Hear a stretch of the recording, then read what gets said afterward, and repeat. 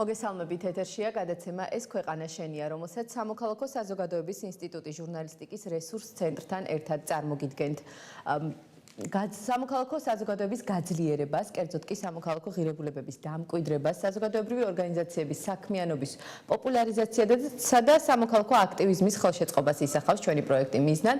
პროექტს ქვია სამოქალაქო საზოგადოების განვითარების ინიციატივა, ახორციელებს კონსორციუმი კონრად ადენაუერის ფონდის ხელმძღვანელობით და ევროკავშირის მხარდაჭერით. დღეს ჩვენ კიდევ ერთი პრობლემის ირგვლივ ვისაუბრებთ. ნარჩენების მართვის პოლიტიკა რეგიონში კვლავ გამოწვევად რჩება. არასამთავრობო სექტორის საერთაშორისო ორგანიზაციებთან ერთად ცდილობს მოსახლეობაში ცნობიერების ამაღლებას. ჩვენი საუბრის თემა იქნება პრობლემები, რომლებიც სამშენებლო, სამედიცინო და სხვა საშიში ნარჩენების მართვას მოსდევს. ჩვენი გადაცემის პირველი ბლოკის სტუმრები არიან დავით დუმბაძე შეპესე, ბათუმის სანდასუფთავების სამსახურის დირექტორი, კახაბერ გუჩმანიძე სენის რეგიონული კოორდინატორი, არჩილ ბარამიძე ხალვაჩაურის მერის მოადგილე და ელზა ლემსაძე ნარჩენების მართვა აჭარაში პროექტის მენეჯერი. მოგესალმებით, მადლობა გადაცემაში მონაწილეობისთვის. ელზა გვერდება მაცნე სტუდიიდან. მოგესალმებით, მადლობა რომ მოხვედით სტუდიაში. ვნახოთ სიუჟეტი და შემდეგ უკვე ვისაუბროთ პროექტის დეტალებზე. ბათუმის ბულვარში ამგვარად განლაგებული ურნები ნარჩენის სეპარირებულად შეგროვების ერთ-ერთი პირველი მცდელობა იყო. გადაწყვეტილებას კიდევ უფრო მნიშვნელოვანი მიზანი ჰქონდა. მოსახლეობა უნდა შეჩვეოდა ნარჩენის ტიპის მიხედვით მათ შესაბამის ურნაში განთავსებას. მცდელობამ ვერ გაამართლა. სეპარირებული შეგროვება ისევ გამოწვევად რჩება. მნიშვნელოვანია ნარჩენების სეპარირება, რომელიც კანონმდებლობის საფუძველზე შემოდის როგორც სავალდებულოდ.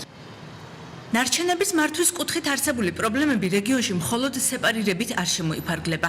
ნარჩენის გადამუშავება და მათი ხელმეორედ გამოყენება ჯერ კიდევ სასწავლი გვაქვს. ყველაფერი თავისთავად არის კომპლექსური საკითხი და მარტო დანერგვა არ არის გადაწყვეტა, იმიტომ რომ დანერგვას თან უნდა მოყვეს რეციკლირებისა და გადამუშავების სექტორის, ბიზნეს სექტორის სტიმულირება, რომელზეც სწორედ ეს სეპარირების ნარჩენების სეპარირებული შეგროვების სისტემა იქნება ბოლომდე მორგებული. პრობლემის დაძლევას ახალი ძალებით ბათუმის მერია იანვრიდან შეეცდება. სანდასუფთავების სამსახურში ტექნიკური გადაიარაღება უკვე დაწყებულია.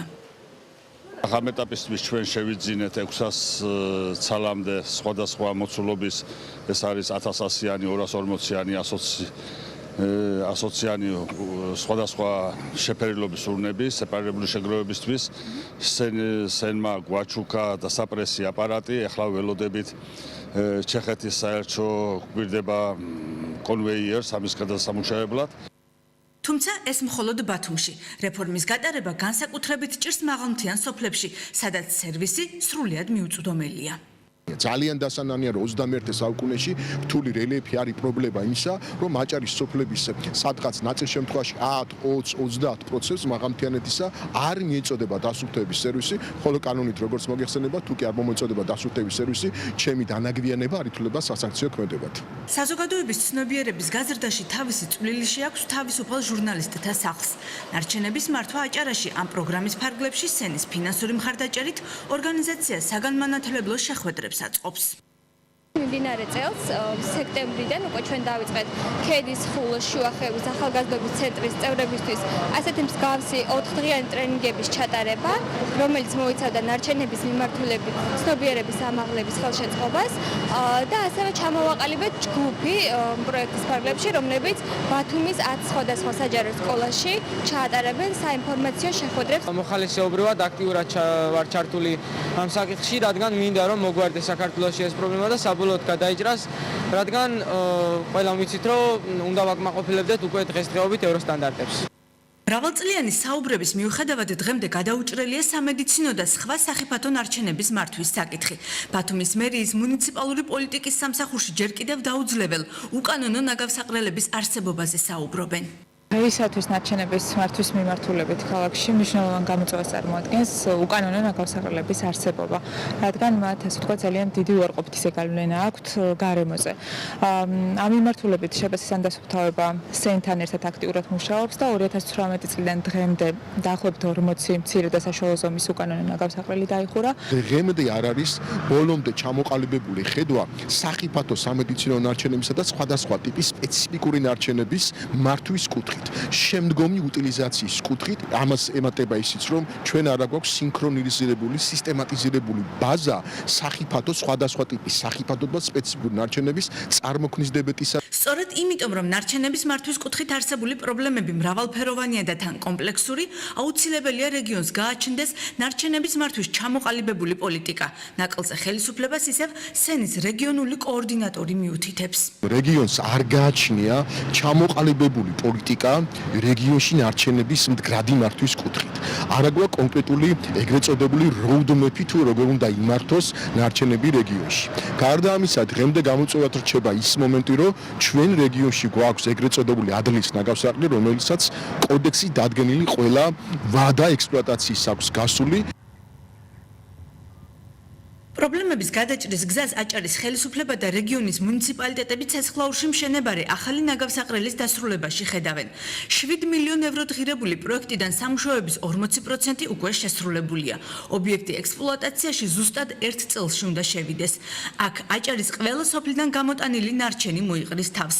თუმცა ჯერ კიდევ კითხვის ნიშნის ქვეშ დგას საკითხი, ვინ და რა ტრანსპორტით გამოიტანს ნარჩენს მაღალმთიანი ზონებიდან. მიმდინარე პროექტი არც სახიფათო ნარჩენის მართვას ითვალისწინებს. ჯერჯერობით ჩვენ სახიფათო ნარჩენის აქ განთავსება არ გვაქვს პროექტში, მაგრამ სამომავლოდ ვიფიქრებთ ამაზე. ეს გადახარისხებული ნარჩენი მოხდება ჩვენთან, სადაც ადგილზეც ასევე მოხდება აი ამ ნარჩენის გადამუშავება, საიდანაც ამოღებული იქნება ქაღალდი, შუშა, პოლიეთილენი, ალუმინი. მაღალმთიან რაიონებიდანაც მოგვეწოდება ნარჩენები, რა თქმა უნდა, როგორც აღნიშნეთ, მათი შეგროვება მოხდება ხელვაჩაურის რაიონში. სპეციალისტები საუბრობენ იმაზეც, რომ ცეცხლაურში მხოლოდ ევროსტანდარტის ნაგავსაყრელის მშენებლობა პრობლემას ვერ გადაჭრის და აუცილებელია შემდგომი მართვა სერტიფიცირებულმა პირებმა აწარმოონ. მადლობა სიუჟეტისთვის. ელზასთან საუბრით დავიწყებ გადაცემას. ელზა, მოგვიყევი პროექტზე, რას ითვალისწინებს პროექტი და რა ეტაპზე ხართ ახლა? პირველ რიგში მოგესალმებით, მივესალმები თქვენს მაყურებელს და ძალიან დიდ მადლობას მოგახსენებთ გადაცემაში მოწვევისთვის. ნარჩენების ეფექტიანი მართვა აჭარაში ასე ქვია პროექტს, რომელიც მიმდინარე წელს დავიწყეთ ჩვენმა ორგანიზაციამ სენის ფინანსური მხარდაჭერით. პროექტი მიმდინარეობს პროგრამის ფარგლებში, რომელსაც ქვია ნარჩენების მართვის ტექნოლოგია რეგიონებში მეორე ფაზის ფარგლებში და ამ პროექტის ფარგლებში დაგეგმილი გვაქვს სხვადასხვა საინტერესო აქტივობები. აი ბოლოს მაგალითად გასულ კვირას ჩვენი ორგანიზაციის მოხალისეები და რომლებიც უშუალოდ ამ პროექტში არიან ჩართულნი, ის ახალგაზრდები მივიყვანეთ კომპანია ზუგოში და მოხალისეებს ჰქონდათ შესაძლებლობა ადგილზევე გაცნობოდნენ კომპანია ზუგოს მუშაობის ტექნოლოგიებს და დაკვირვებოდნენ მის სამუშაო პროცესებს.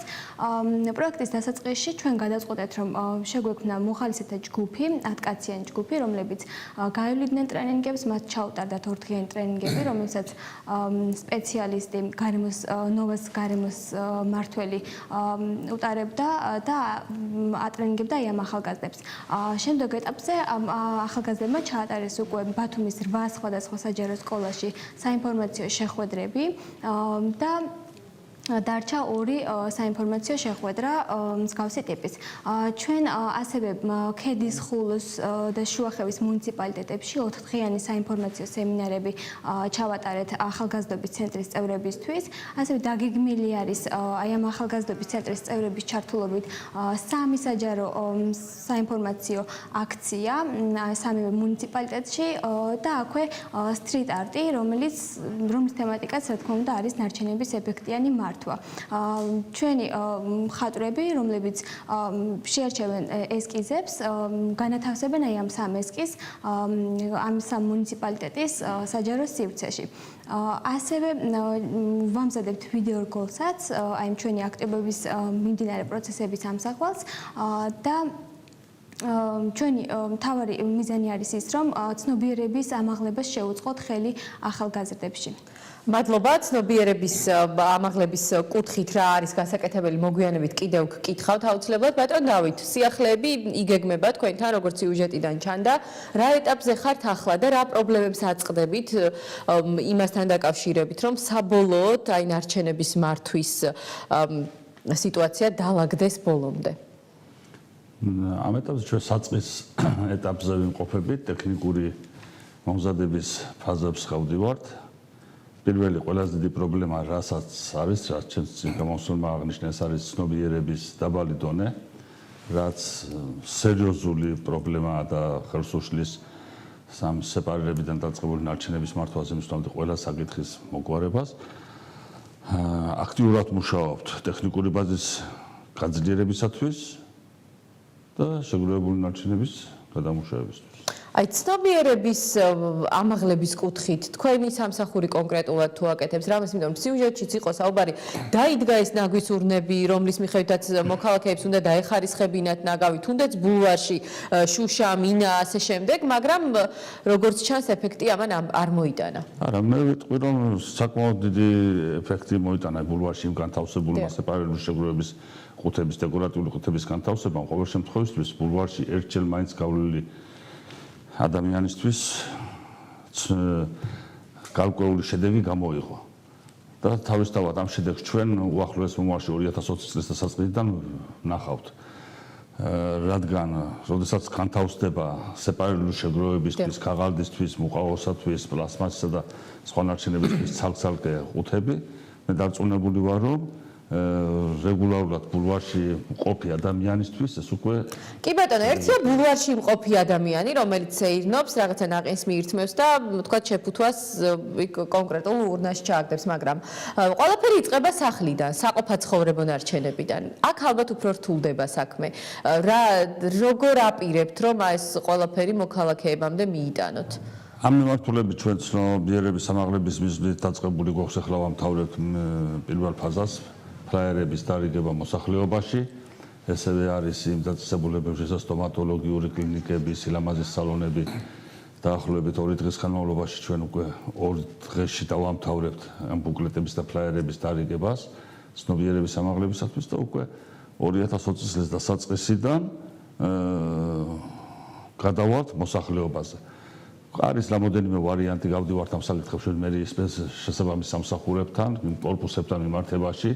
არის რამოდენიმე ვარიანტი, რომელიც მისაღები იქნება ის სეპარირებულ შეგროვებაზე, მოსაკრებელთან საკმაოდ მცირეა მოსაკრებელი, ჩვენ ქალაქის მერია არა უმეტეს 4 სულზე ანგარიშობს ამ მოსაკრებლის თანხას, ეს არის ლარი და 30. ვცდილობთ, რომ როგორმე ეს თანხა შევუცილოთ მოსახლეობას, მით უმეტეს სოციალურად დაუცველების ამ თანხას ისედაც მერია ეხდეს და ვისაც აქვს შესაძლებლობა, რომ სხვა გზები გამოვნახოთ, რომ მოხდეს ნარჩენების დახარისხება და პასუხი. კი ბატონო, არჩილ, მოგესალმებით კიდევ ერთხელ. მუნიციპალიტეტებში მაინც უფრო მძიმედ დგას ეს პრობლემა, კახა ალბათ დამეთანხმება, იმიტომ რომ ჩვენ პირველად ამ საკითხზე არ მსჯელობთ სტუდიაში და გადაცემაში.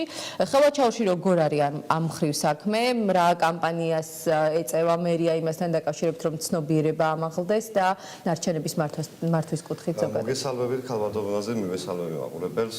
მოგახსენეთ, რომ 2018-2019 წლებში ხელვაჩაურის მუნიციპალიტეტის მერიის მიერ შეძენილი იქნა დაახლოებით 160 ერთეული ნაგვის შემგროვებელი ურნა, რომელიც სხვადასხვა სოფლებში განთავსდა. აგრეთვე არასამთავრობო ორგანიზაცია შავი ზღვის ეკოაკადემიასთან თანადაფინანსებით შესყიდული იქნა მცირე კუბატურიანი ნაგვის შემგროვებელი ავტომანქანა, რომელიც მაჭახლის მოსახლეობის დიდ ნაწილს ემსახურება. აგრეთვე ხელშეკრულება გავაფორმეთ მემორანდუმის სენთან, რომელმაც განათავსდა ნარჩენების შეგროვების სეპარირებული რეკლამის სტენდები სხვადასხვა ლოკაციებზე და აგრეთვე სურვილი გვაქვს უახლოეს მომავალში შევქმნათ საკუთარი სადასუფთავების ავტოპარკი, რომელიც მოიმსახურება ხელვაჩაურის მუნიციპალიტეტს. რამდენადაც ამ ეტაპზე ჩვენ არ გაგვაჩინა საკუთარი ავტოპარკი და მომსახურება ბათუმის. და ყველა სოფელში ცხადია ვერ აღწევს ალბათ ტექნიკა. თან ჩვენ სხვა პრობლემებიც გვაქვს, ეს არის რელიეფური ძირითადად პრობლემა, რომელიც სოფლებში იმ ნაგვის შემგროვებელი ავტომანქანების გადაადგილება ჭირს, რადგან ვიწრო გზებია და ასე შემდეგ. მაგრამ უახლოეს პერიოდში ვეცდებით და გვაქვს დიდი სურვილი, რომ შევიძინოთ მცირე კუბატურიანი ავტომანქანები, რომელიც თემების მიხედვით მთლიან მუნიციპალიტეტს მომსახურება. ეს დაახლოებით თქვათ, აი ბატონი დავით ამბობს, რომ 2020 წლისთვის უკვე რაღაც თქვათ წინ გადადგმული ნაბიჯები იქნება. თქვენ როგორ ფიქრობთ, დაახლოებით რამდენი წელი დასჭირდება იმას, რომ ყველა სოფლიდან შეძლოთ აი ნარჩენების გამოტანა? ეს აღნიშნული ნაბიჯი გადავდგით, შევიძინეთ უკვე ერთი ავტომობილი და ყოველ წელიწადს გეგმავთ, რომ თითო ავტომობილი დავანადოთ, ცოტა გაგვეწელება დროში, თუმცა ბიუჯეტის ამ ეტაპზე ხდება ჩვეულებრივად მომსახურება ბათუმის სანასოფლარებასთან გაფორმებული გვაქვს სატენდერო ხელშეკრულება, რომელიც 2019 წელს დაახლოებით 419,000 ლარს შეადგენს. აგრეთვე მინდა აღვნიშნო, რომ ჩვენს მუნიციპალიტეტში მოსაკრებლის შეგროვება სანდასუფთავებისა ხდება მხოლოდ იურიდიულ პირებზე, რომელსაც აუცილებლად გავაკაცრებთ და უფრო ფართომასშტაბიან სახეს მივცემთ, რაც შეეხება მოსახლეობას, ეს მოსაკრებელი ჯერჯერობით არ არსებობს. ჯერჯერობით. მომსახურებაც სათანადო არ არსებობს ალბათ. მომსახურება, თუმცა უსასყიდლოდ უწევთ ამ მომსახურებას. კი ბატონო. ბატონ კახა, თქვენ მოისმინეთ მოკლედ არა ყველა მუნიციპალიტეტის, მაგრამ არსებული პრობლემები. მთავარი მაინც ალბათ არის აქ ცნობიერების ამაღლება ჩვენი მხრიდან, რომ შემდეგ უკვე მხოლოდ მუნიციპალიტეტების და სანდასუფთავების შესაბამისი სამსახურების მოსაგვარებელი არ იყოს პრობლემა. რა კამპანიას ეწევით ამჟამად ამისთვის და როგორ ფიქრობთ, ტენდენცია როგორია? ჩვენ პრინციპში ყოველდღიურ რეჟიმში გვაქვს ცნობიერების ამაღლებითი ღონისძიებები. ხვალაც პირადად მე ავდივარ მაგალითად ხულოს მუნიციპალიტეტში, შემდგომ ქედაში, შემდგომ შვახებში, ამ ეტაპზე მაღალმთიან აჭარაში და საბავშვო ბაღის პედაგოგებს აღზრდელებს მათ გადამზადებას უბრალოდ და მათ ინფორმირებას მოვახდეთ ნარჩენების მართვის კუთხით თუ როგორ უნდა მიიტანონ შედარებით უფრო მოზრდილ ბავშვებამდე საბავშვო ბაღებში 4-5 წლის ბავშვებამდე რომ მათ იცოდნენ რა მნიშვნელობა აქვს სეპარირებას, როგორ უნდა მოხდეს ნარჩენის სწორი სეპარირება და რამდენად მნიშვნელოვანია მდგრადი მართვა ამ კუთხით რომ ცნობიერება ბავშვებს აი ამ ცირედი ასაკიდანაც უკვე ჩამოუყალიბდეთ ეს ჩვენი ყოველდღიური საქმიანობაა და ჩვენი პროექტის პარალელში USAID-ის ფინანსური მხარდაჭერით ყოველდღიურ რეჟიმში ვაკეთებთ ამას გადავამზადეთ ათეულობით სტუდენტი ჩვენს გადამზადების ცენტრში ბულაჩაურში ესევე პირადად მოვიწვიეთ ექსპერტები რომლებმაც ჩაატარეს არაერთი სალექციო კურსები და ამ კუთხით შეგვიძლია ვთქვათ რომ აქტიურ რეჟიმში სკოლებშიც უნივერსიტეტებშიც საბავშვო ბაღებში შევდივართ და ვაკეთებ ცნობიერების ამაღლებას. ბატონ კახა, ერთია რომ კამპანიას ეწევით, მაგრამ აი ხელვაჩაურშიც კი არ არის ხელვაჩაური თქვათ მაღალმთიანეთად შეიძლება არ მოიხსენიოთ, მაგრამ ყველა სოფელში ვერ მიდის მანქანა და ვერ ხდება ნარჩენების გამოტანა ეხლა. თქვენ იცით რომ ქედაში, შვახევში, ხულოში კიდევ უფრო არის მეტი პრობლემა. ამ შემთხვევაში ცნობიერებასთან ერთად ტექნიკური პრობლემაც არის ბევრი, ბიუჯეტის სიმწირეც არის პრობლემა. ამ შემთხვევაში თქვა სენს რა პოზიცია აქვს და როგორ ფიქრობთ საბოლოო ეტაპზე როდის მივალთ რეგიონი? ძალიან კარგი შეკითხვა. მინდა გითხრათ, რომ აქ არ არის მხოლოდ სენის პოზიციაზე საუბარი, ეს მე თუ მკითხავთ ეს. და თქვენი როგორც ექსპერტის, ჩემი როგორც ექსპერტის პოზიცია და დარწმუნებული ვარ ძალიან ბევრი ამ პოზიციაში დამეთანხმება. რეგიონს არ გააჩნია ჩამოყალიბებული, მე არაერთხელ აღნიშნავს ეს არაერთხელ ტელევიზიის ეთერითაც მათ შორის, რომ რეგიონს არ გააჩნია თავისი კონკრეტული ხედვა, ჩამოყალიბებული კონცეპტუალური ხედვა იმასთან დაკავშირებით თუ ნარჩენების მართვის სისტემა როგორ უნდა დაიგეგმოს რეგიონში და რა ვექტორით მოხდება მისი განვითარება. მე მიმაჩნია რომ სასურველი იქნება ჩემი პრივატული შეხედულებაა, როგორც ამ დარგში მეტნაკლებად ჩახედული ადამიანისა სასურველი იქნება თუ კი რეგიონში შეექნება ერთი ორგანო, პირობითად ეს შეიძლება იყოს ჰოლდინგი ან რაღაც შეპესიან კომპანია, რომელიც თლიანი რეგიონის მასშტაბით განსაზღვრავს ნარჩენების მართვის პოლიტიკას, ჩამოაყალიბებს თავის კონცეპტუალურ ხედვას, დოქტრინებად, თეზისებად, მოახდენს ამის შემდგომ იმპლემენტაციას, ეს იქნება მთელი კომპლექსური გზა, რასაც ნარჩენების მართვა გულისხმობს. ნარჩენების მართვა გადის მთელ კომპლექსურ ციკლს, რაც გულისხმობს პროცესს ნარჩენების წარმოქმნიდან მის საბოლოო განთავსება, გადამუშავებამდე და შემდგომ utilizatsiამდე. ეს არის საკმაოდ რთული პროცესი, რომელსაც გავლა ჭირდება და ამავდროულად ჭირდება. ბატონ კახა, ამ საკითხზე გისაუბრიათ რეგიონში იმ ადამიანებთან, ვისაც ამის ძალა აქვს, თუ თქვათ აი ეთერით ესაუბრებით და თქვათ თქვენი ღონისძიებებით, კონკრეტული შეხვედრები, კონკრეტული ნაბიჯები თუ ყოფილა ამ კუთხით? გიპასუხებთ მარტო თუნდაც ის რომ მარტო ამ თვის განმავლობაში მიმდინარე თვის მანძილზე უახლოესი 20-25 დღის განმავლობაში უკვე მესამედ პირდაპირ ეთერში ვაცხადებ ამ ყველაფერს ეს უკვე უნდა იყოს მესიჯი რომ სასურველი იქნება რომ დარგი როცა სპეციფიკურია მას შესაბამისად კონსულტაციები მაინც მოთხოვთ ადამიანებს რომელსაც მეტნაკლებად შემხებლობა მაინც გააჩნია ამ კუთხით და მოდი თქვა სიმართლე რომ სანამ არ გვექნება განცდა იმისა რომ კონკრეტული საქმის სპეციალისტებს შირშემო გასაგებია რომ პოლიტიკა უნდა განსაზღვროს ხელმძღვანელმა პირმა გასაგებია რომ ადმინისტრაციულ საქმეებსა წავიდეს უახლოეს ხელმძღვანელი პირი, მაგრამ ოდესაც საქმე მიდის კონკრეტულ სპეციფიკაციებზე, სასურველი იქნება იქ ექსპერტებს, მათ შორის აკადემიურ პერსონალს და ასე შემდგომ ჩახედულ ადამიანებს, ვისაც ყოველდღიური შემხებლობა გააჩნია და გარკვეულწილად მოსაზრებები იმათ დავეკითხოთ. Რა თქმა უნდა, ქონია ამაზე ჩვენი მოსაზრებები, მეცაც გეტყვით ჩვენი ორგანიზაციის ფარგლებში ჩვენ და დაწერილი გვაქვს ეგრეთ წოდებული road map-ი, ეს ერთგვარი საგზაო რუკა იმისა თუ როგორი უნდა იყოს ნარჩენების მართვის კონცეპტუალური ხედვა რეგიონში, თუმცა ამას იმპლემენტაცია შემდგომი არ მოყოლია. ვფიქრობ, რომ სასურველი იქნება თუ მოხდება ამ road map-ის გადახალისება და ერთობლივად სხვადასხვა სამსახურები, რომლებიც ამ სფეროში ოპერირებენ, ეს არის სანდასუფლება, მყარნარჩენების მართვის კომპანია, ფინანსთა და ეკონომიკის სამინისტრო, ასევე სახელმწიფო აპარატი, ადმინისტრაცია, ჩვენ უნდა გვავიზიტება, რომ კოდექსის მიხედვით მხოლოდ და მხოლოდ ფილის და აჭარას გააჩნია დისკრეციული, განსაკუთრებული ექსკლუზიური უფლება იმისა, რომ მოაწყვეს მუნიციპალური ნაგავსაყრელები. მხოლოდ და მხოლოდ ჩვენ საქართველოში დანარჩენ მუნიციპალიტურ ნაგავსაყრელებს ყველგან მუნიციპალური, ესე ვთქვათ, ნარჩენების მართვის კომპანია ხელმძღვანელობს. ანუ ჩვენი დისკრეციული და ექსკლუზიური უფლება სწორად უნდა ვმართოთ და გამოვიყენოთ, იმიტომ რომ უკვე 21 საუკუნეში იმას, რასაც ჩვენ ნარჩენს ვეძახით, სინამდვილეში არის რესურსი, რომლის სწორი მართვის შემთხვევაში ჩვენი ბენეფიტებს მივიღებთ, რაც ჩვენს ფინანსურ კეთილდღეობაზე და ზოგადად დარგის ფინანსურ კეთილდღეობაზე აისახება. კი ბატონო, ჯერ ვიდრე ვთქვათ რესურს გამოვიყენებთ და ნარჩენების გადამუშავებაზე გადავალთ, ბატონ დავით, სამშენებლო, სამედიცინო და სხვა საშიში ვთქვათ ნარჩენები. თქვენ თქვით, რომ ჯერ ვთქვათ შევალთ სამედიცინო დაწესებულებებში, ობიექტებზე და ასე შემდეგ. ახლა საკმაოდ ქაოტურად ხდება ეს ყველაფერი. დიდ მშენებლობებზეც კი, აი ქვემოთ ნაგვის ურნასთან შეხვდებით, არ ვიცი, დივანი ყოფილა ნაგვის ურნაში ჩაგდებული, ნუ იქ ტომარით სამშენებლო ნარჩენები და ასე შემდეგ. კი ბატონო, სანამ ამ კითხვაზე მე პასუხს გაგცემ, მანამდე შემინდა წინა შეკითხვას, ის რაც ხელვაჩაურს და ბატონიკა ხამბობდა, დავუმატო, რომ ტენდერის მიხედვით რაც ხელვაჩაურს გამოცხადებული, აბსოლუტურად ყველა სოფელში შედის ყოველდღიურად ტენდერის პირობის მიხედვით მცირე გაბარიტიანი იზუზუს მარკის მანქანები. აქ პრობლემები გვაქვს ჩვენ, რაც შეეხება ქედას, ქედაში ყოველდღიურად შედის ყველა სოფელში. რაც პრობლემა არის არასაკმარისი რაოდენობის ნაგვის ყუთები. ხელვაჩაურის ტერიტორიაზე განთავსებული 160 წელი შეიძლება ხელვაჩაურმა, მაგრამ 160 ჩვენი დევს ქალაქის მერი ისა მუნიციპალიტეტის. რაც სავსებით არ არის საკმარისი იმ დიდი სოფლები აქვს ხელვაჩაურს მოცულობითი, სავსებით არ არის საკმარისი ამ მოცულობის ნაგვის ასათვისებლად ყოველდღურად რო გავაკეთოთ. რაც ეხლა მეორე კითხვა, რაც თქვენ ეხლა ბრძანეთ, ამ კითხვასთან მიმართებაში კიდევ ვამბობ, რომ ეს არის სერიოზული პრობლემა. აქ უფრო დაუდევრობასთან უფრო გვაქვს საქმე ვიდრე. ხო, აი ჯარიმების კუთხით რომ გემუშავოთ. ამ მიმართულებით დღე არ გავა, რომ მინიმუმ 2 ჯარიმა არ დაიწეროს.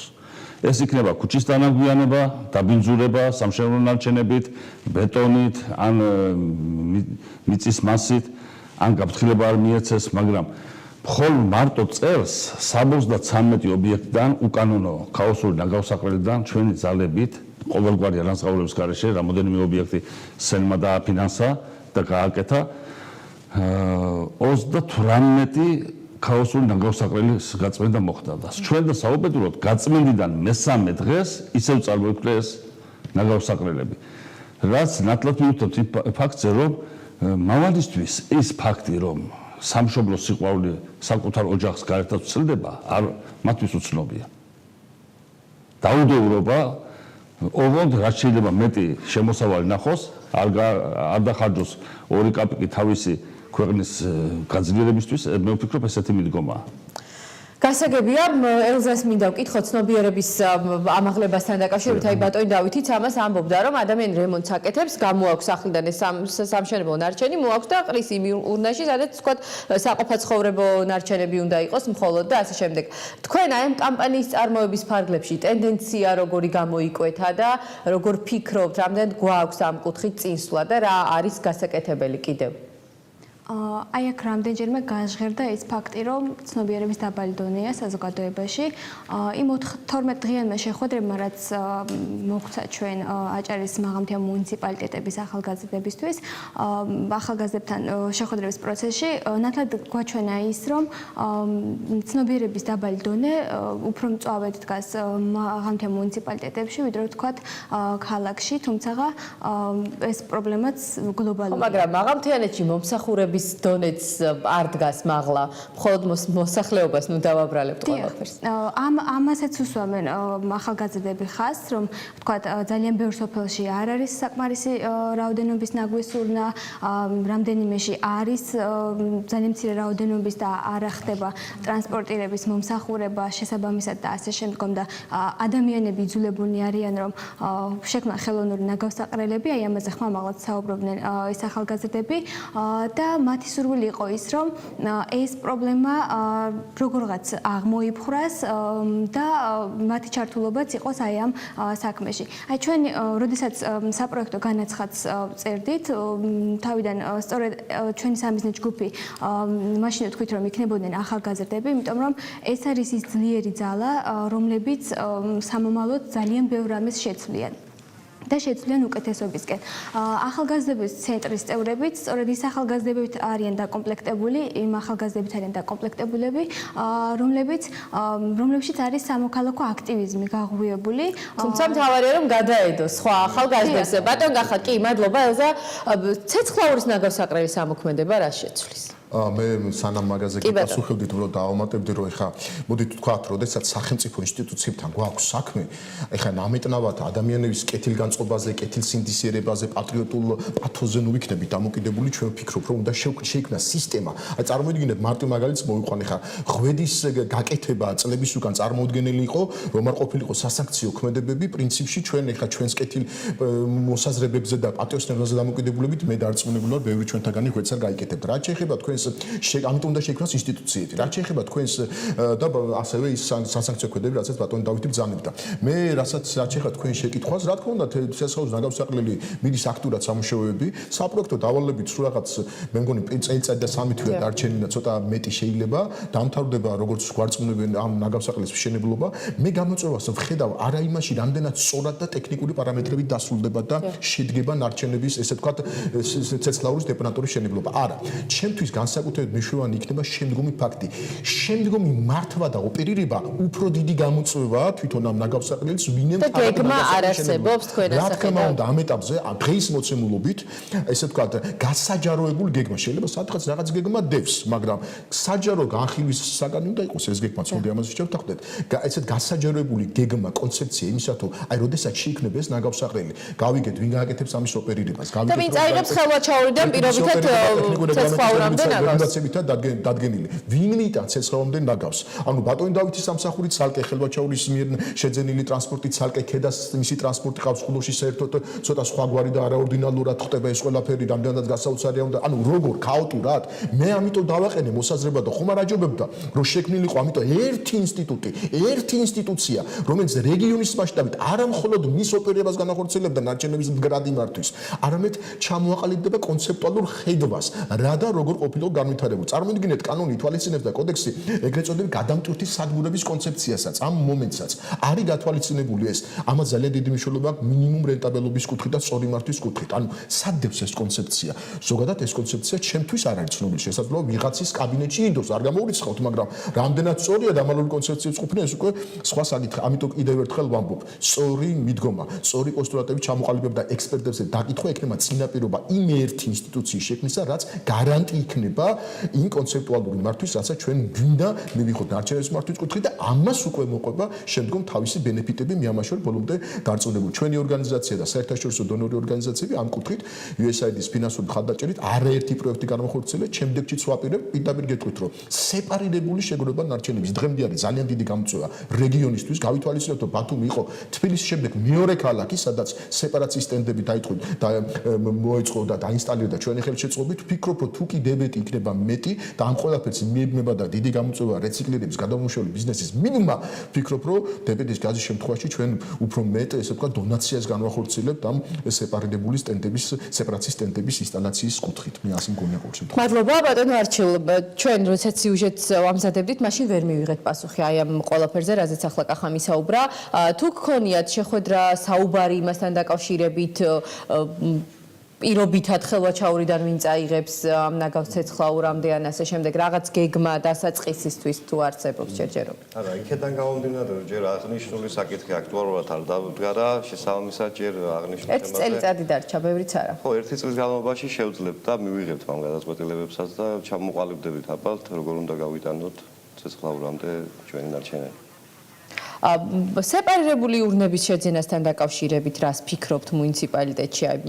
როდესაც უკვე გახდება საჭირო, რომ მოსახლეობამაც ნაგავი დაახარისხოს და ისე მიიტანოს. რა თქმა უნდა, როგორც უკვე გითხარით, აღნიშნული საკითხი დაძრა უკვე სენმა, მემორანდუმი გვაქვს გაფორმებული. ეს ახლა არის დაკვირვების პროცესში და როგორ გაამართლებს თუ არა, იქიდან გამომდინარე უკვე სენთან და ჩვენი პირადი რესურსებითაც თანადაფინანსებით დავამატებთ აღნიშნულ სარეკლამო სტენდს. საინტერესო ფაქტორია ქალბატონაზე ის მომენტი, რომ გავიგეთ, რომ დავნერგეთ სეპარირებულ შეგროვება ნარჩენს. ეს ვარდებულება ყველა მუნიციპალიტეტის კოდექსიდან გამომდინარე, მაგრამ ანუ შემდგომი ჩვენ ცალ-ცალკე ვაგროვებთ ამ ყველაფერს, ცალ-ცალკე მიგვაქვს რეციკლირების პუნქტებში, ცალ-ცალკე მიგვაქვს ეს შემოგროვებელ პუნქტებში. აი ამაზეც არის საჭირო ჩამოყალიბება, მე დარწმუნებული ვარ, რომ წელი არ არის დიდი დრო. თუმცა ხელვაჩაური ქედა ცალ-ცალკე ეს გაუჭირდება. რა თქმა უნდა შეიძლება. ადლის ნაგავსაყრელი არის დასახური. აი ეს საქმეებით რომ დასახურია მე რაც შეეხება სეპარირებულ შეგროვებას, ახლა ამ ეტაპზე ის რაც დაფები განათავსა სენმა ქობულეთში, ხელვაჩაურში და ბათუმში, ეს არის 18 ერთეული, გამოტანას დავიწყეთ ჩვენ სანდასუფთავებამ. რეგისტრირებული სატრანსპორტო საშუალება. კი ბატონო, სამი სატრანსპორტო საშუალება მაგისტრის გამოყოფილი, ჯერ მაგისტრის მადლობა უნდა გადაუხადო იქ დამატებითი მოწყობისთვის სენს.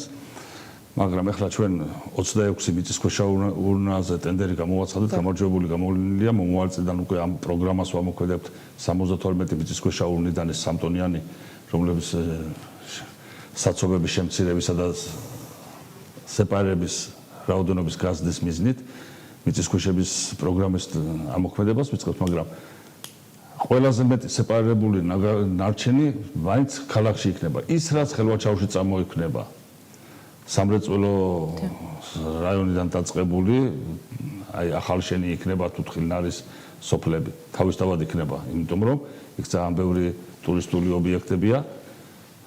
საინტერესო საწაიღებს, როგორ გაუკეთებს ოპერირებას ხელვაჩაურის მუნიციპალიტეტი ამ წარმოქმნილ სეპარირებულ ნარჩენს. თქვენი სტანდარტით, უბრალოდ თქვენს გარდა ამ ეტაპზე აჭარაში შპს სანდასუფლების გარდა არც ერთ მუნიციპალიტეტს არ გააჩნია რეგისტრირებული შესაბამისი ნებადართული სატრანსპორტო საშუალება, რომელსაც აქვს უფლება სეპარირებულ ნარჩენის შეგროვებას. აქვს მარტო შპს სანდასუფლებას. აქედან გამომდინარე, ამ ეტაპზე დღეს მოცემული ბიუჯეტის შპს სანდასუფლების გარეშე მაინც ვერ გაიტანს ვერანაირ სეპარირებულ ნარჩენს, ვერანაირად. კანონდარღვა იქნება ყოველ შემთხვევაში. გასაგები ადლის ნაგავსაყრელთან დაკავშირებით რას ფიქრობთ, ეს უნდა მოხდეს თქვა პარალელურად, როდესაც უკვე ცეცხლაურში გაიხსნება მანამდე, ან ეს პრობლემა ძალიან მკვეთრად დგას და კი ბატონი დავითი თუ არ ვიცი, ბატონი დავითი ცხადია როგორ გეგმავენ. როგორც კი დაიწყებს ცეცხლაური მოქმედებას, დაუყოვნებლივ უნდა დაიწყოს გონიოს ნაგავსაყრელის ლიკვიდაცია რა, იქ სამუშაოები, მიწის დამარხვა იქნება თუ სხვა სამუშაოები იქნება, იმიტომ რომ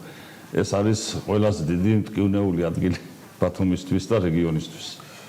ზოგადად ნაგავსაყრელის შემდგომ ოპერირებას დახურვას ტექნიკური რეგულაციები და ტექნიკური რეგლამენტი არეგულირებს, მინდა გითხრათ, იქაც არის შესაბამისი დოკუმენტაცია, როგორც ჩემთვის არის ცნობილი, რაც ითვალისწინებს ეგრეთ წოდებული ადლის ნაგავსაყრელის დახურვას. პირდაპირ გეტყვით, რომ დღევანდელი მდგომარეობით კოდექსიდან გამომდინარე არსებობს ჩანართი, რაც გულისხმობს 29 მუხლია თუმასები გამხალხობს არსებული ნაგავსაყრელის დეფინიციას.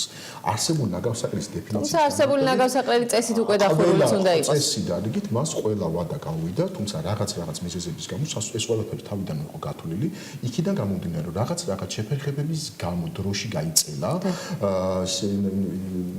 სანიტარული ნაგავსაყრელის შენებლობა ცეცხლაურში, ამან გამოიწვია ის, რომ სინქრონულად ეს ყველაფერი ვერ მოხდა. თუმცა ჩვენ უნდა მივიდეთ ამას გაგებით, იქიდან გამომდინარე, მესმის რომ გარემოსდაცვით ვკითხეთ, ეს არის არასასრული ქმედება, მაგრამ სხვა გამოსავალი მინიმუმ წელიწად ნახევარი ჩვენ არ გაგვაჩნია. აქედან გამომდინარე, ამ განსაკუთრებით მდგომარეობა ვერ შეიცვლება, პრინციპში თუ მოხდება უკვე ეს მუნიციპალური ნარჩენის შეგროვება და დეპონირება არსებულ ნაგავსაყრელს. სხვა გამოსავალი არ არსებობს. ამის შემდგომ როგორც გვარწმუნებენ, არის შესაბამისი ასეთებები გამოყოფილი, ალბათ ჩაერთვება საერთაშორისო ორგანიზაციები და მოხდება. მაგრამ ბატონ კახა, თუ კი ყველა ნარჩენი თავს იყრის ცეცხლაურში და მუნიციპალიტეტებს ჩვეულებრივი ნაგვის ურნებიც კი არა აქვს, ჯერ არა თუ თქვა სეპარირებისთვის განკუთვნილი. რეალურად შეიძლება ვისაუბროთ ამ ეტაპზე იმაზე, რომ სეპარირება მოხდება? ხულაში ხომ მხოლოდ საყოფაცხოვრებო ნარჩენი არ არის, ამბულატორიებიც არის, მშენებლობაც მიმდინარეობს პირობითად. მოდი ვთქვათ ესე, პირწმინდა კანონმდებლობიდან გამომდინარე, თუ ჩვენ ამას მივხვდებით ამ კუთხით, გეტყვით, რომ მაინც ბათუმის მუნიციპალიტეტს შეუძლია თქვას, რომ მე ყველა ნორმა შეუძლია შევასრულე კანონით. და რატო? კანონი ითვალისწინებს, რომ ყველა მუნიციპალიტეტი ვალდებული იყო 2019 წლის დასაწყისიდან განეხორციელებია ნარჩენების სეპარირებული სისტემების ეტაპობრივი დანერგვა. ანუ ხელვაჩაუს შეუძლია თქვას, რომ ეს დავიწყე. ქობულით შეუძლია თქვას, ბათუმს მით უმეტეს შეუძლია, რომ ყველაზე მეტი ისე თქვა სეპარირებული სტენდია, კანონის კუთხით ეს მუნიციპალიტეტები აბსოლუტურად ჩდება ყველა ნორმაში. თუმცა სასურველი იქნება ეტაპობრივად ამ სეპარირებული ნარჩენების შეგროვების სისტემის შემდგომ განვითარებაში შეეწყოს ხელი და ამას უკვე რა თქმა უნდა ფინანსური ასიგნებები იქნება საჭირო, ცნობიერების სამაღლებაც რასაკვირველია და სხვადასხვა ღონისძიებები. მადლობა. პრინციპში თემა მე ვფიქრობ კიდევ მოითხოვს გაგრძელებას, მაგრამ ჩვენი საეთერო დრო სრულდება. ბატონო არჩილ, თქვენ ბოლო კითხვა უნდა დაგისვათ. დღევანდელ ინციდენტთან დაკავშირებით რა მოხდა დღეს ხელვაჩაურის საკრებულოს შენობაში და თქვენ როგორ ფიქრობთ, რამდენად გადააჭარბეთ თქვენის ვალდებულებას და არ ვიცი რატომ მოხდა კონფლიქტი? აღნიშნულთან დაკავშირებით მინდა ვთქვა, რომ მას შემდეგ რაც საკრებულოს ხტობა დავთავდა და ჟურნალისტები დაკავებული იყვნენ ნაციონალური მოძრაობის წევრების ჩაწერით, მერი დაუბრუნდა თავის სამუშაო ადგილს. ჩემი გაღიზიანება გამოიწვია ერთ-ერთი ჟურნალისტის რეპლიკამ, შემდეგი ფრაზით მერი გაიძურწა, რაც ჩემთვის მიუღებელი იყო, შესაბამისად არაკორექტულ საუბარზე მივეცი შენიშვნა, თუმცა ბოდიში მოიხადა. და ერთი მინდა ვთქვა რა. თქვენს თმენის ვალდებულების რაღაც დაარღვეთ ნამდვილად. დასაკვირველია ჩვენ ყველა თანამდებობის პირები ვაცნობიერებთ თმენის ვალდებულებას, თუმცა ერთს არ ნიშნავს იმას, რომ ჟურნალისტმა შეიძლება მოგმართოს არაკორექტული რეპლიკებით. ამის უფლება დამერწმუნეთ, რომ ნამდვილად არ არის. თქვენის ვალდებულება მე როგორც თუ არ ვწდებით, თან კანონით არ არის გაწერილი, ანუ ეს არის შინაგანი მოწოდება, თორე ეხლა ვალდებულება იმისა, რომ ადამიანმა მოითმინო, იმიტომ რომ საჯარო მოხელე მე ყოველ შემთხვევაში საჯარო მოხელებს არ ურჩევდი, რომ ჟურნალისტებთან დაპირისპირებაში შევიდენ, რაც დაპირისპირებაში არ შევდივართ, უბრალოდ არაკორექტული და მიუღებელი შეურაცხყოფელი რეპლიკებისგან, გონი ეს ელემენტარული კულტურა, რომლიდანაც ყველამ უნდა შევიგავოთ. კი ბატონო, ყველამ უნდა შევიგავოთ. მადლობა გადაცემაში მონაწილეობისთვის. გადაცემის პირველი ბლოკი დასრულებულია. დავით დუმბაძე, ბათუმის სანდასუფთავების სამსახურის დირექტორი, კახაბერ გუჩმაინძეს სენის რეგიონული კოორდინატორი, არჩილ ბარამიძე ხელვაჩაურის მერის მოადგილე და ელზა ლემსაძე ნარჩენების მართვა აჭარაში პროექტის მენეჯერი. ჩვენ რამდენიმე წუთში რეკლამის შემდეგ სხვა სტუმრებთან ერთად დავმოხდებით, დაგველოდეთ.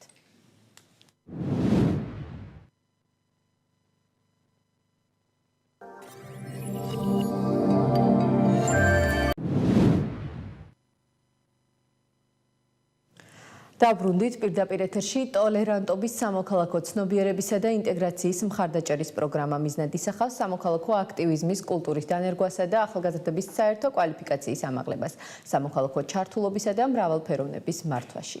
ასევე სიტყვის თავისუფლების მხარდაჭერა, რომლის ფარგლებშიც მუნიციპალიტეტებში დისკუსიები მიმდინარეობს და ევროინტეგრაციის პროცესის გაძლიერება. ჩვენ ახლა ამ პროექტების მიზნებსა და შედეგებზე ვისაუბრებთ.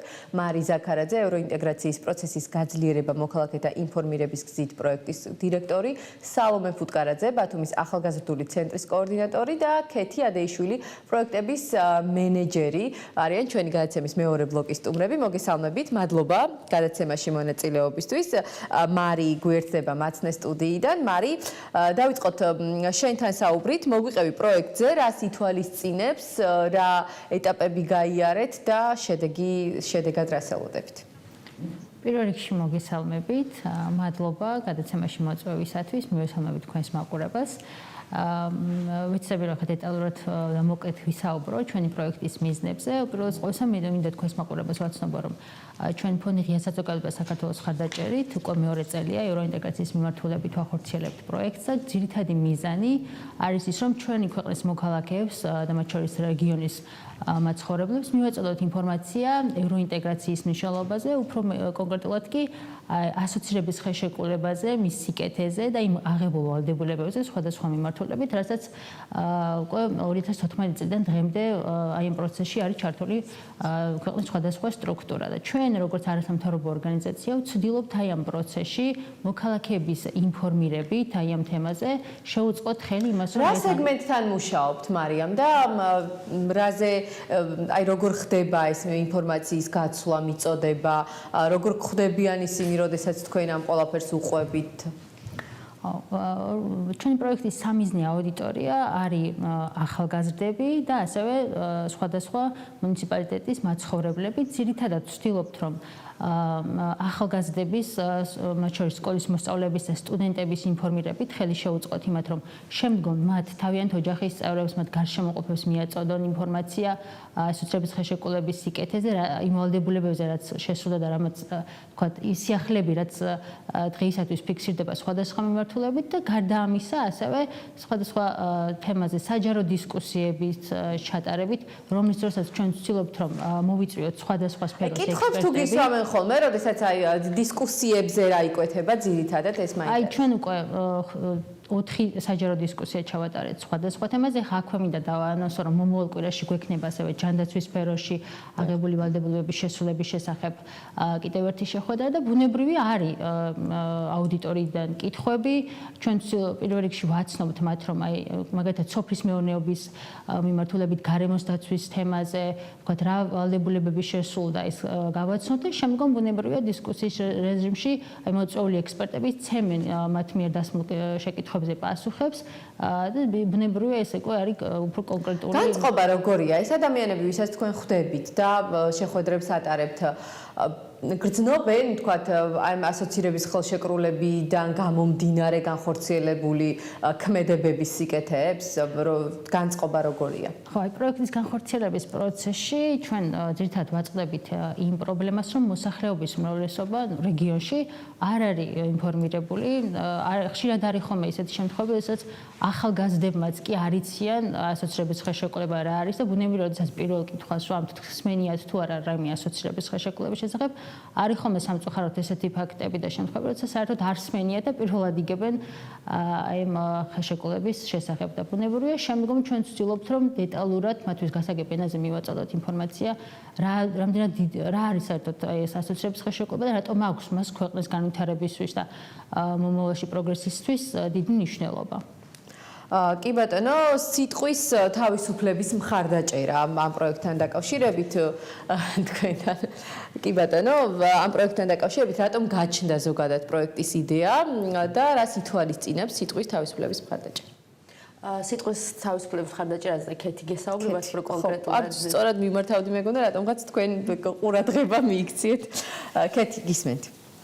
მინდა აღვნიშნო, რომ აი ეს პროექტი სიტყვის თავისუფლების მხარდაჭერა, რომელსაც აფინანსებს ნედი უკვე მერვე წელია ახორციელებს თავისუფალ ჟურნალისტთა სახლი, რომლის მთავარი ამოცანა და მიზანი არის დემოკრატიული ღირებულებების ჩამოყალიბება და პოპულარიზაცია აჭარისმაღალმთიან რეგიონში. აქ აღსანიშნავია ის, რომ აი ეს პროექტი მთლიანად აჭარას მოიცავს, ანუ 5-ვე მუნიციპალიტეტს მოიცავს და აქვე მინდა აღვნიშნო, რომ ჩვენი ყველა გასვლა, დისკუსიები მოიცავს, ანუ თითქმის ყველა სოფელი გვაქვს დაფარული დისკუსიების სახით. ამ შემთხვევაში სტუდენტები ამზადებენ მათთვის საინტერესო თემებზე პრეზენტაციებს და შემდეგ დისკუსიის სახით, ტრენინგის სახით ატარებენ მაღალმთიან აჭარაში ტრენინგებს თავიანთ თანატოლებთან. აქვე მინდა აღვნიშნო, რომ წელს მაგალითად ჩვენ გუნდს შემოუერთდა ზვიად ქორიძე, რომლის მთავარი მიზანი არის ის, რომ ჩვენი მოხალისეები, სტუდენტები და მოსწავლეები, რომლებსაც აინტერესებთ ჟურნალისტიკა და აინტერესებთ როგორ მოამზადონ გადაცემები და სიუჟეტები, ბატონმა ზვიადმა 3 თვის განმავლობაში მოამზადა ეს ახალგაზრდები, ჩაუტარა ტრენინგი და ეხლა მინდა გითხრათ, რომ 8 გადაცემა და სიუჟეტი უკვე მომზადდა ბატონის ზვიადის, ასე ვთქვათ, სწავლებით. საერთოდ ჯამში 1 წლის განმავლობაში გაკეთდება 24 გადაცემა და სიუჟეტი, რომელიც ჩვენს ვებგვერდზე განთავსდება Media.org-ში და ასევე ჩვენს სოციალურ ქსელზე, თავისუფალ ჟურნალისტთა სახლი.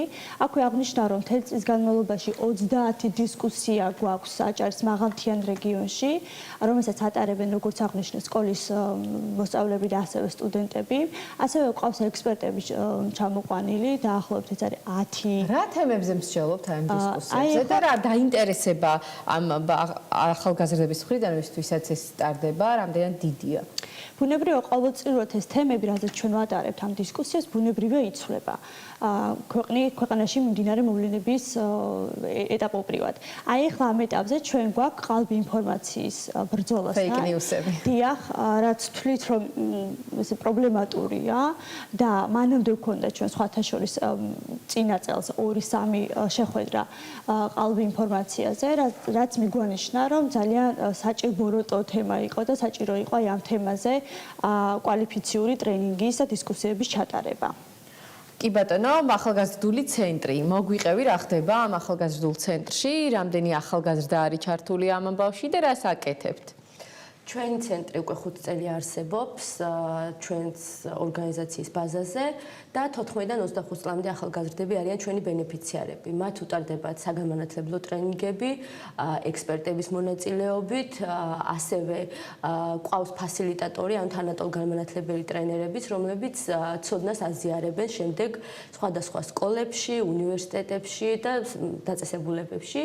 არაფორმალური განათლება არის ჩვენი ძირითადი მიზანი და მოთხოვნის მიხედვით თუ რა აინტერესებთ ახალგაზრდებს, რაზე არის მოთხოვნა, ამის შესაბამისად გეგმავთ თემებს.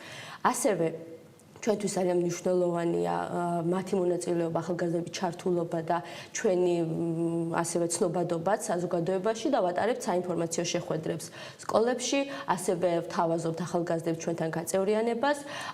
450 ახალგაზრდა იყო ჩვენი ბენეფიციარი. რა თქმა უნდა, ეს რიცხვი არის ცვალებადი და რაღაც ეტაპზე, როდესაც უკვე თავის თავს ამოწურავენ ჩვენს ცენტრში, შემდეგ მიდიან, მაგრამ გვერდებენ ახალი წევრებიც, რომლებიც შემდეგ საქმდებიან ან რაღაცა განათლებას იღმავებენ, სასწავლებლად მიდიან სხვა ქვეყნებში და ასე შემდეგ.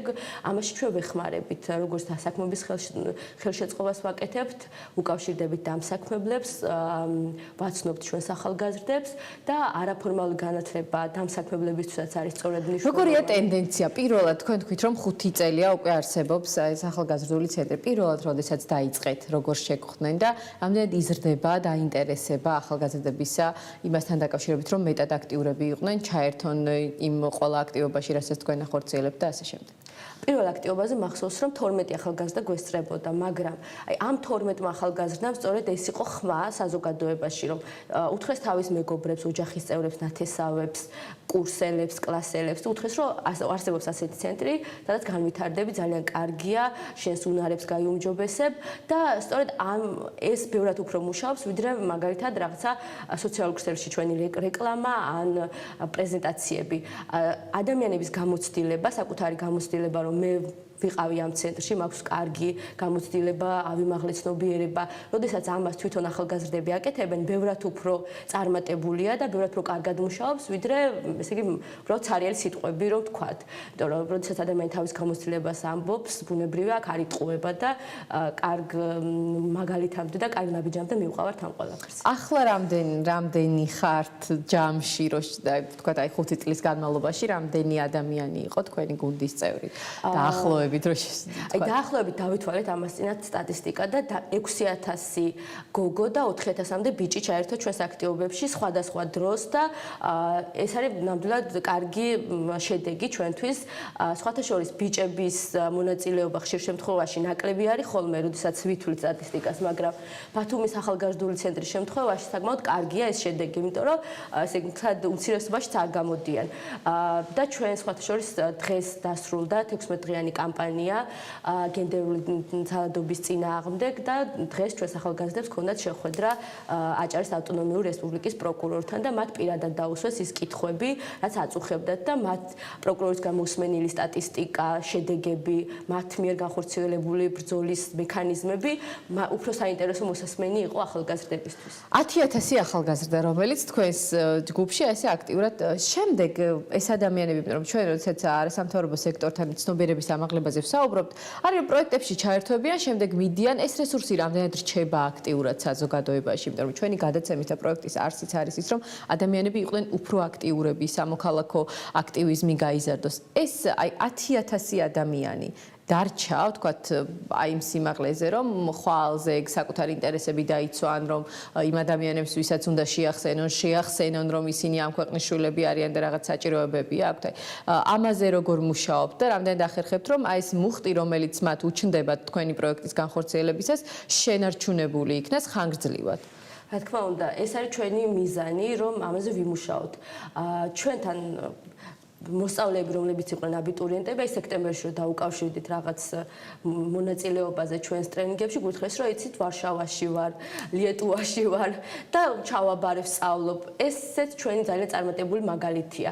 ასევე თუნდაც მაგალითად ჩვენი ახალგაზრდები სხვადასხვა არასამთავრობო ორგანიზაციებში საქმდებიან, ასევე საქმდებიან სახელმწიფო სტრუქტურებშიც და ეს ნამდვილად არის ჩვენი ხმა და ჩვენი შედეგი, თუ რისი გაკეთება შეუძლიათ შემდეგ. აუცილებლად ის მიღებული გვინდა რომ გამოიყენონ, ასევე წავიდნენ სოფლებში სხვათა შორის ახალგაზრდები, რომლებიც ჩვენთან აქტიური წევრები იყვნენ იქ მასწავლებლებად და ასევე სხვა რაიონის იმისთვის რომ თა არ დაიცალოს, ეს არის ძალიან მტკივნეული საკითხი. მარიამ, შენ მინდა გკითხო, ჩვენ საუბრობდით, რომ თქვათ ასოცირების ხელშეკრულების ფარგლებში რა სიკეთეები მოაქვს და ასე შემდეგ. იმისათვის რომ ადამიანებმა იცოდენ რა ვალდებულებები აქვს ქვეყანას აღებული ამ ასოცირების ხელშეკრულების ფარგლებში, რომ ამ ადამიანებმა მოითხოვონ ამ ხელშეკრულების ამ ვალდებულებების შესრულება და დემოკრატიის პროცესი უფრო გააქტიურდეს ამ კუთხით. რას აკეთებთ თქვენ ამ პროექტის ფარგლებში?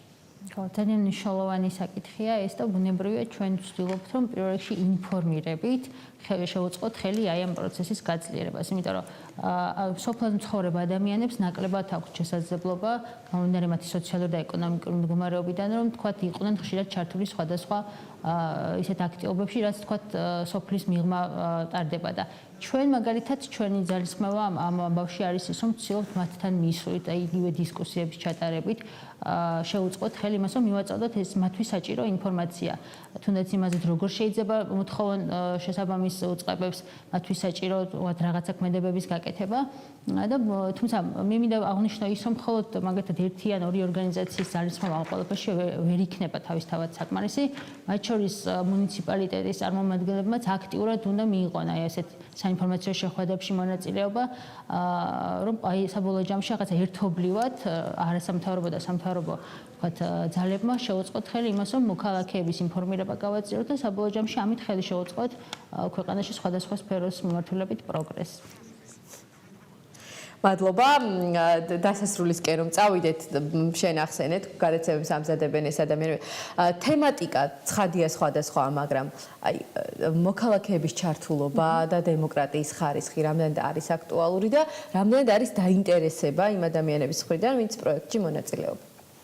დაინტერესება მეტნაკლებად არის ამ კონკრეტული საკითხების კი, იმიტომ რომ ხშირ შემთხვევაში ახალგაზრდებს მაინც აქვთ კომპლექსი კამერასთან მუშაობის, ზოგს მაგალითად არ აქვს გამოცდილება, რომ თქვა სიუჟეტი გადაიღონ და ეს გამოცდილების არ ქონა ხშირ შემთხვევაში მათთვის არის დაბრკოლება, თუმცა იმიტომ მოდიან რომ ჩვენთან ისწავლონ, რა თქმა უნდა, ეს ყველაფერი. თემატიკა ძალიან დიდია, თუმცა აუცილებლად ამ პროექტში გადაღებული სიუჟეტები და გადაცემები აუცილებლად უნდა ეხებოდეს ადამიანის უფლებებს. ეს არის მნიშვნელოვანესი ფაქტი, ანუ მიზანი, რომ ეხებოდეს ადამიანის უფლებებს. რაც შეეხება ხა სტუდენტებს მინდა აღვნიშნო, რომ 2 წლის განმავლობაში ჩვენ აი ეს პროექტია, გადაცემები ქონდა აჭარის ტელევიზიაში, გადაცემა ჰეშტეგში და მანამდე ქონდა დილის ტალღაში. თუმცა ეხლა ამ ეტაპზე უკვე ჩვენი ორგანიზაციის ბაზაზე ვაწარმოებთ, გვაქვს სტუდია და ასევე ვაკეთებთ სიუჟეტებს, რომელშიც გვეხმარება ზვიად ქორიძის გამოცდილება და პროფესიონალიზმი. მადლობა, წარმატებებს გისურვებთ, წარმატებებს უსურვებთ თქვენს პროექტებს. დღევანდელი გადაცემა დასრულებულია. მარი ზაქარაძე, ევროინტეგრაციის პროცესის გაძლიერება მოქალაქეთა ინფორმირებისთვის პროექტის დირექტორი, სალომე ფუტკარაძე, ბათუმის ახალგაზრდული ცენტრის კოორდინატორი და ქეთი ადეიშვილი, პროექტების მენეჯერი იყვნენ ჩვენი გადაცემის სტუმრები. გადაცემა დასრულებულია, ეს ქვეყანა შენია, აიღე პასუხისმგებლობა და მიიღე მონაწილეობა მის მართვაში. ნახვამდის.